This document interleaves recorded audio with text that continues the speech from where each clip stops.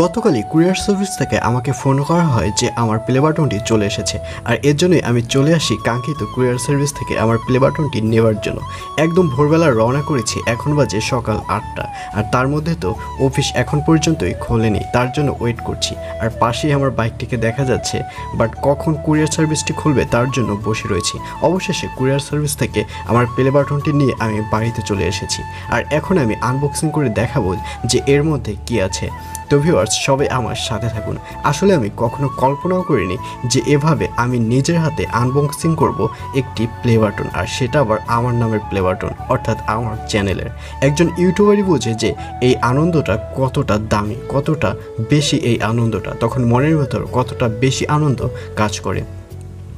তো viewers, firstly একটা phone দেখা যাচ্ছে, এরপরেই নিচে হয়তো প্লে বাটনটি রয়েছে। তো তারপর দেখতে পাচ্ছি একটা সার্টিফিকেট, অর্থাৎ ইউটিউব থেকে মেবি একটা সার্টিফিকেট দিয়েছে, নিচে আবার সিগনেচার করা আছে। আর এটা হচ্ছে একটা মেডিসিন যেটা এই সিলভার প্লে বাটনটাকে ফ্রেশ রাখে। তো এই হচ্ছে প্লে বাটন। ও মাই গড, এই যে আমার নাম লেখা আছে দেখতে পাচ্ছেন, প্রিন্স তালুকদার। এভাবে যে খোদাই করে আমার নাম লেখা থাকবে ইউটিউব প্লে বাটনে, এটা আমার কল্পনার বাইরে ছিল। আর কতটা সুন্দর লাগছে দেখুন, একদম চকচক করছে প্লে বাটনটা। মনে হচ্ছে সব ফেস টেস সব কিছু দেখা যাচ্ছে আয়নার মতো, আমার মনে হচ্ছে আয়না। এত সুন্দর প্লে বাটন আমি কখনো এরকম সামনাসামনি দেখিনি, হয়তো ইউটিউবে অনেকবার দেখেছি। বাহ, প্রিন্স তালুকদার, সুন্দরভাবে লেখা আছে প্রেজেন্ট টু। তো তার জন্য আমি হালকা পাতলাভাবে বাসায় সেলিব্রেট করেছি ফ্যামিলি নিয়ে, অর্থাৎ পরিবার নিয়ে সেলিব্রেট করেছি, এখানে বাইরের কেউ নেই। এই দেখা যাচ্ছে এ হচ্ছে আমার ভাগ্নে, মানে বোনের ছেলে। তো লাইটিংটা আমি নিজেই করেছি, লাইটিংটা অনেক সুন্দরই লাগছে। লাইট অফ করে দেখলাম কেমন লাগে।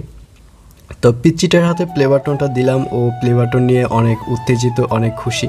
পাশে আমার ফাদার মাদার, অর্থাৎ ফ্যামিলির যারা যারা আছে সবাই এখানে প্রেজেন্ট আছে।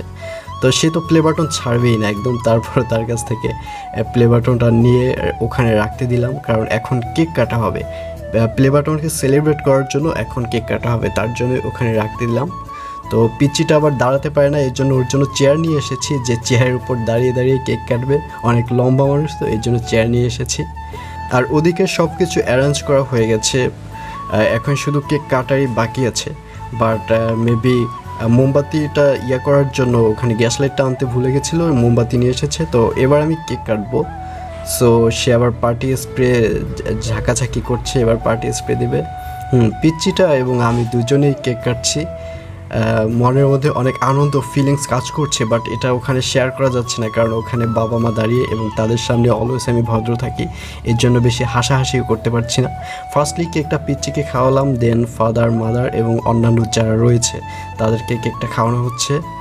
তো কেক খাওয়ানোর পরে আপাতত সেলিব্রেশনটা এখানেই কমপ্লিট হবে। তো ভিউয়ার্স, আপনাদের কাছে কেমন লাগলো ভিডিওটি অবশ্যই জানিয়ে দেবেন।